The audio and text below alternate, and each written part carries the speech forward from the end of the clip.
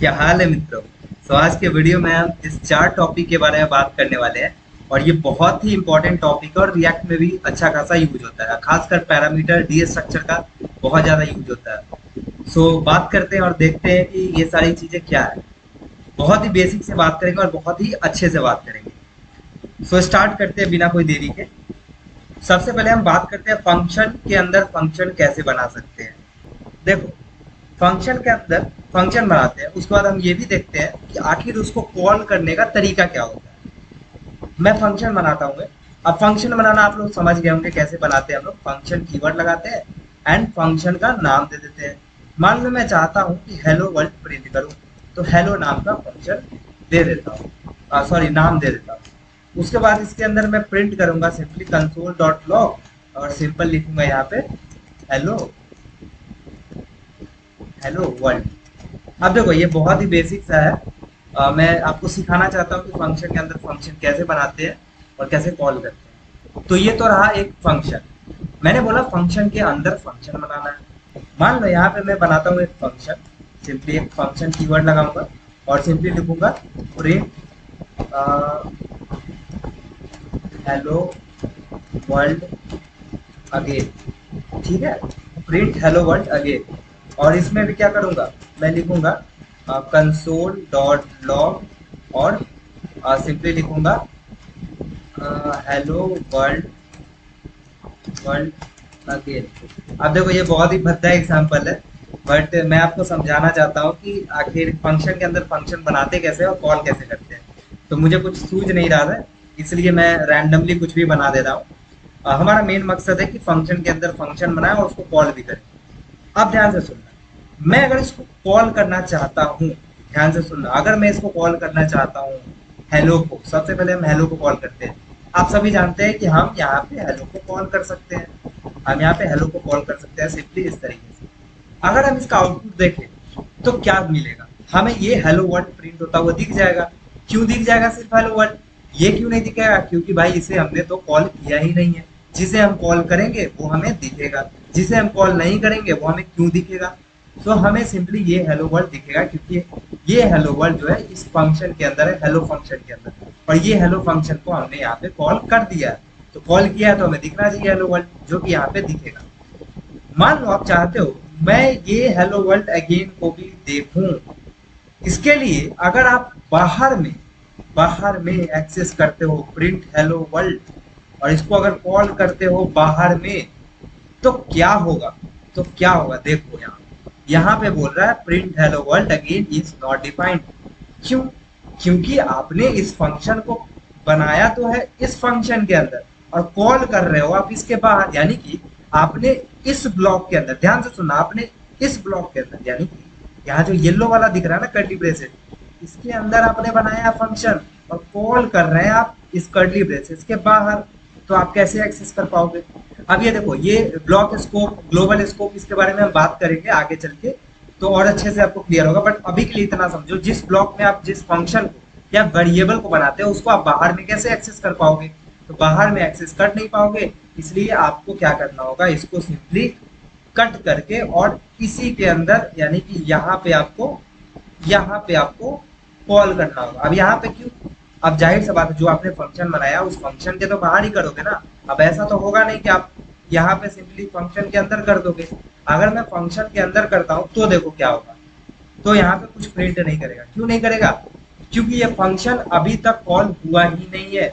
ये function call हुआ नहीं तो ये फंक्शन चलेगा नहीं, और फंक्शन चलेगा नहीं यानी कि ये अंदर में ही तो हो रहा है कॉल, तो फंक्शन चला नहीं तो कैसे कॉल होगा। तो आपको इसको क्या करना होगा, इसको नीचे कॉल करना होगा, यानी कि फंक्शन को बनाने के बाद फंक्शन के बाहर कॉल करना है उस फंक्शन को रन करने के लिए, उस फंक्शन को चलाने के लिए।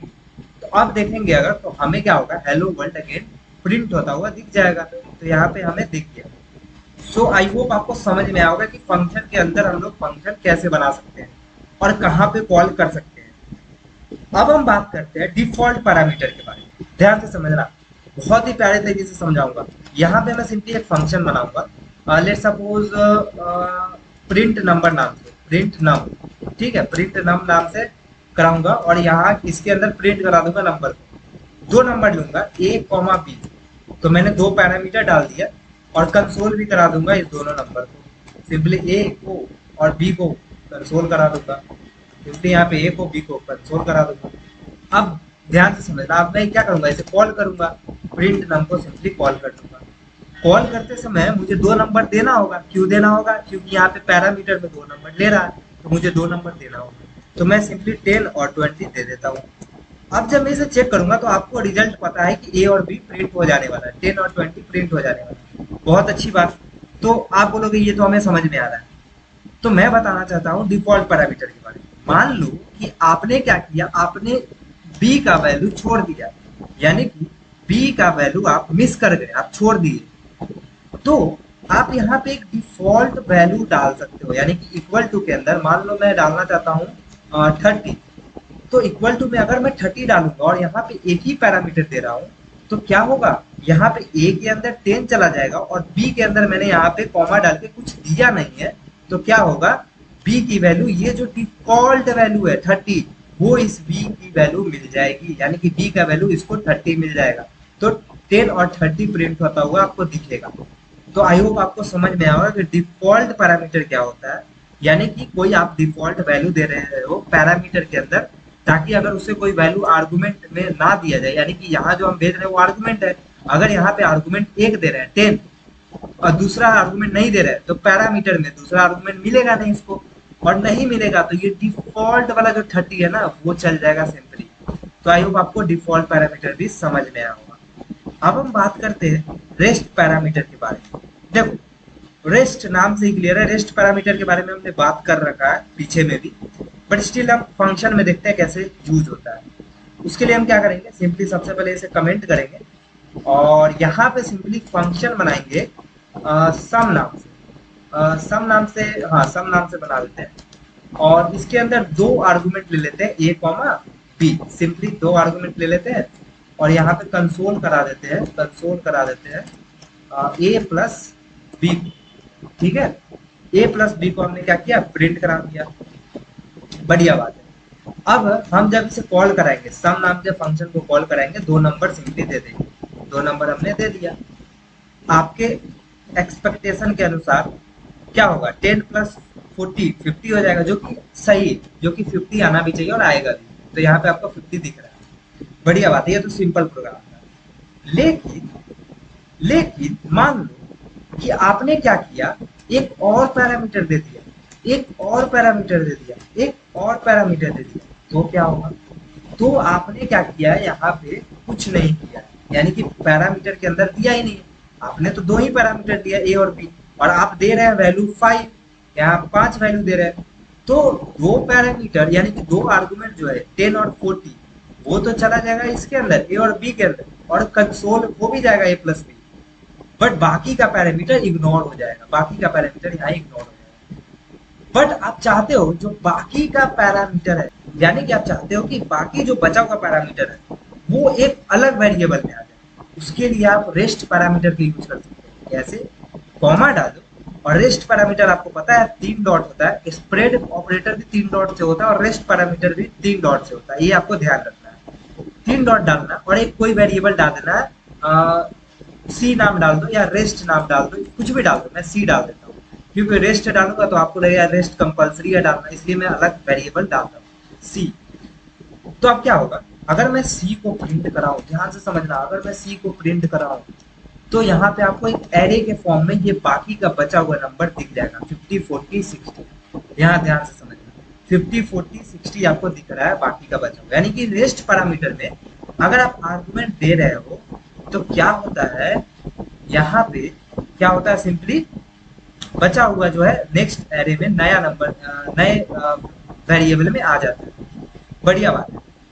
तो इसका क्या यूज है, इसका देखो, इसका यूज बहुत अच्छा यूज समझाता हूँ, देखो, और बहुत ही इंपॉर्टेंट एग्जांपल है। यहाँ मैं क्या करता हूँ, सिंपली सम नाम का एक फंक्शन बनाता हूँ और इसके अंदर रेस्ट पैरामीटर का यूज करता हूँ और नंबर ले लेता हूँ, ठीक है। अब आपको पता है, अब आपको सिंपल पता है क्या कि रेस्ट ऑपरेटर जो था मुझे एरे दे रहा था, कैसे एरे दे रहा था, ध्यान से समझना। यहाँ पे मैं इसको थोड़ा सा कमेंट से हटाता हूँ, यहाँ पे मैं आपको बताता हूँ, यहाँ पे सिंपल ध्यान से समझना, यहाँ पे जो रेस्ट ऑपरेटर है, यानी कि ये रेस्ट ऑपरेटर से जो भी, उसके बाद मैंने वेरिएबल बनाया सी, इस सी के अंदर बचे हुए नंबर एरे के फॉर्म में आ रहे हैं। तो यहाँ पे इसका मतलब यहाँ पे ये जो आएगा नंबर के अंदर वो भी एरे के अंदर आएगा। तो सिंपल है, अगर मैं सम नाम के फंक्शन को कॉल करूं और इसके अंदर कितना भी नंबर दे दूं, कोई रेस्ट्रिक्शन नहीं है, उसको सम कर देगा। और एरे को सम कैसे करते हैं, सिंपली हम क्या करेंगे, लूप चलाएंगे, लेट नम ऑफ नंबर, और सिंपली क्या करेंगे, ऐड करेंगे। ऐड कैसे करेंगे, एक एक नंबर हमें मिलेगा तो रिजल्ट के अंदर रिजल्ट प्लस नम कर देंगे और रिजल्ट में पहले से वैल्यू रख देंगे 0। अब ये कैसे हो रहा है ये आपको आई होप पता चल रहा होगा, नहीं पता चल रहा तो फिर भी मैं आपको एक बार समझाऊंगा इस कोड को कैसे काम करता है। पहले इसे देखते हैं, हमें कायदे से मिलना चाहिए 60, सबको अगर सम करें तो 60 मिलना चाहिए। तो हमें 60 मिलेगा, जब तक हम प्रिंट नहीं कराएंगे तो नहीं मिलेगा, इसलिए हमें प्रिंट भी कराना होगा। तो कंसोल कराऊंगा सिंपली यहाँ पे रिजल्ट, ठीक है। तो यहाँ पे रिजल्ट 50 मिल जाएगा, सॉरी 60 मिल रहा है, क्यों, क्योंकि यहाँ पे सम 60 होता है, ठीक है। अब अगर मैं मान लूँ और नंबर डाल दूँ, 10 भी डाल दूँ, 5 भी डाल दूँ, 5 भी डाल दूँ और बहुत सारा नंबर डाल दूँ, तो क्या होगा, तो भी इसको सम करके आपको दे देगा वैल्यू। तो क्या हो रहा है, हम रेस्ट पैरामीटर का यूज कर रहे हैं और यहाँ पे जितना नंबर आर्गुमेंट में डालना चाहे उतना नंबर डाल देंगे और बाकी उसको सम करता रहेगा। क्यों करता रहेगा, क्योंकि ये जो नंबर मैं पास करता हूँ वो यहाँ पे रेस्ट पैरामीटर की वजह से एरे के अंदर आ रहा है। और एरे को सम करना आप जानते हो, मैंने क्या किया, सिंपली 0 रखा रिजल्ट में और यहाँ पे 0 प्लस नम, नम के अंदर क्या आएगा, फॉर ऑफ लूप। अगर आपको नहीं पता तो मे भी आप हो सकता है कि आपने लूप का वीडियो नहीं देखा है, उसमें मैंने for of loop, for in loop सबके बारे में बात की है। तो यहाँ पे सिंपली क्या होगा, नंबर का यानी कि नंबर तो एक एरे है, एरे का पहला एलिमेंट उठ के आएगा इस नम के अंदर और नम प्लस 0 हो जाएगा और रिजल्ट में चला जाएगा। उसके बाद फिर दोबारा उठ के आएगा दूसरा नंबर, फिर नम में आएगा और जो रिजल्ट की वैल्यू होगी पहले वो दूसरे वाले नम से जुड़ जाएगा। आई होप आपको समझ में आ रहा होगा कि कैसे एरे को सम करना है। अगर आपको नहीं समझ में आया तो आई थिंक आपका लूप क्लियर नहीं है और बेसिक क्लियर नहीं। सो स्टिल मैंने कोशिश किया कि आपको समझ में आए। तो यहाँ पे क्या होगा, यहाँ पे सिंपली आप जितना पैरामीटर देना चाहो उतना जितना आर्गुमेंट देना चाहो उतना आर्गुमेंट दे सकते हो। सो ये तो रहा सिंपली कि आप रेस्ट पैरामीटर का कैसे यूज कर सकते हैं। अब हम आखिरी टॉपिक समझते हैं और ये बहुत ही ज्यादा इंपॉर्टेंट है बिकॉज ये रिएक्ट में यूज होगा, अच्छा खासा यूज होगा, तो इसे बहुत ही प्यारे तरीके से समझना। देखो यहाँ पे मैं सिंपली क्या करता हूँ, ऑब्जेक्ट बनाता हूँ। सबसे पहले लेट एक ऑब्जेक्ट बनाता हूँ ओबी से और इसके अंदर मैं सिंपली रखता हूँ first name Akash and simply roll number डाल देता हूँ, रोल 6 डाल देता हूँ एंड एक आईडी भी डाल देता हूँ, आईडी डाल देता हूँ 1। ठीक है, बढ़िया बात है, हमने डाल दिया। अब एक फंक्शन बनाते हैं प्रिंट ऑब्जेक्ट, प्रिंट ओबीजे नाम से बनाते हैं, प्रिंट ओबीजे नाम से। और इसके अंदर मैं क्या करता हूँ, यहाँ पे उसके बाद मैं क्या करूंगा, यहाँ पे इसके नीचे जाके प्रिंट ओबीजे को कॉल करूंगा, प्रिंट ओबीजे को सिंपली क्या कर लूंगा, कॉल कर लूंगा। अब कॉल करते समय मैं इस ऑब्जेक्ट को पास करूंगा, क्या करूंगा, इस ऑब्जेक्ट को पास करूंगा ओबीजे को।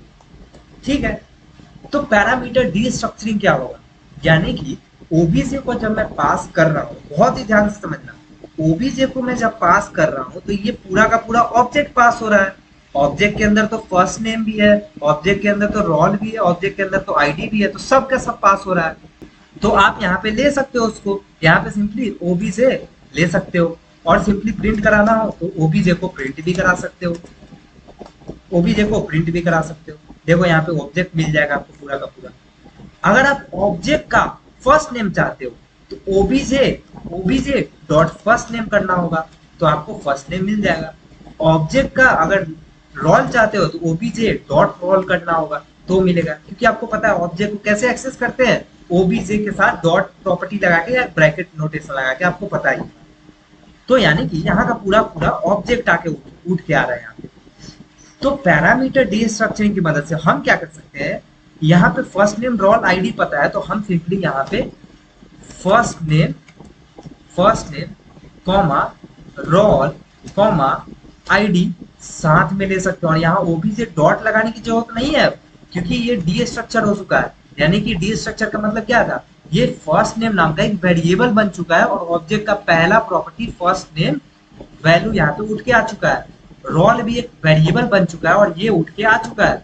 तो अगर मैं फर्स्ट नेम को प्रिंट कराऊं तो यहाँ पे मुझे फर्स्ट नेम मिल जाएगा। अब देखो यहाँ पे ऑब्जेक्ट दिखा रहा है, क्यों दिखा रहा है? क्योंकि हमने ऑब्जेक्ट को डीस्ट्रक्चर किया है ना।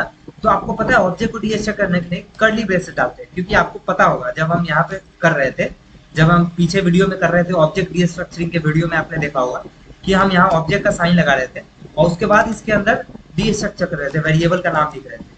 उसी तरीके से यहाँ पे भी हम ऑब्जेक्ट के अंदर यानी कि कर्ली ब्रेसेस के अंदर डालेंगे उस प्रॉपर्टी को। नेक्स्ट अगर हम रोल को प्रिंट कराना चाहे तो यहाँ पे रोल भी प्रिंट हो जाएगा। नेक्स्ट अगर हम आईडी को प्रिंट कराना चाहे तो यहाँ पे आईडी भी प्रिंट हो जाएगा। आई होप आपको समझ में आया होगा। आकाश 6 and 1 सब प्रिंट हो गया। आप चाहते हो कि ये फर्स्ट नेम नाम से वेरिएबल ना बनाए, यानी कि यहाँ जो फर्स्ट नेम का वैल्यू है ये फर्स्ट नेम नाम से वेरिएबल ना बने, दूसरे नाम से बने। तो ये भी आपको पता है, ये भी आपको ऑब्जेक्ट में मैंने सिखाया था कि यहाँ पे कोलोन लगाओ और मान लो न्यू फर्स्ट नेम से चाहते हो आप कि न्यू फर्स्ट नेम नाम से वेरिएबल बन जाए। तो अगर अब आप फर्स्ट नेम को प्रिंट कराओगे तो आपको एरर दिखा देगा। क्यों? क्योंकि फर्स्ट नेम डिफाइन ही नहीं है, क्योंकि फर्स्ट नेम तो वेरिएबल नहीं है ना, अब तो न्यू फर्स्ट नेम वेरिएबल है। आई होप आपको समझ में आया होगा, क्योंकि ये मैंने ऑब्जेक्ट में बता रखा है कि कैसे आप दूसरे नाम से वेरिएबल बना सकते हो और इसके प्रॉपर्टी को यानी कि इसके वैल्यू को प्रिंट करा सकते हो। तो अब यहाँ पे आपको आकाश दिख जाएगा। तो ये था पैरामीटर डीस्ट्रक्चरिंग। आई होप आपको समझ में आएगा फंक्शन में फंक्शन कैसे बना सकते हैं, डिफॉल्ट पैरामीटर क्या होता है, रेस्ट पैरामीटर क्या होता है, उसके बाद फंक्शन को कैसे हम पैरामीटर को कैसे डीस्ट्रक्चर कर सकते हैं। और ये बहुत ज्यादा इंपॉर्टेंट है गाइस, ये रिएक्ट में बहुत ज्यादा यूज होता है। ठीक है, तो ये सब चीजें आपको आनी चाहिए। तो आई होप आपको समझ में आया होगा। सो कोई भी डाउट है तो कमेंट सेक्शन आप कीजिए, कमेंट सेक्शन में खूब सारा डाउट पूछे। एंड वीडियो पसंद आया तो वीडियो को लाइक करें, चैनल पे नया है तो चैनल को सब्सक्राइब करें। मिलते हैं नेक्स्ट वीडियो में, टिल देन बाय।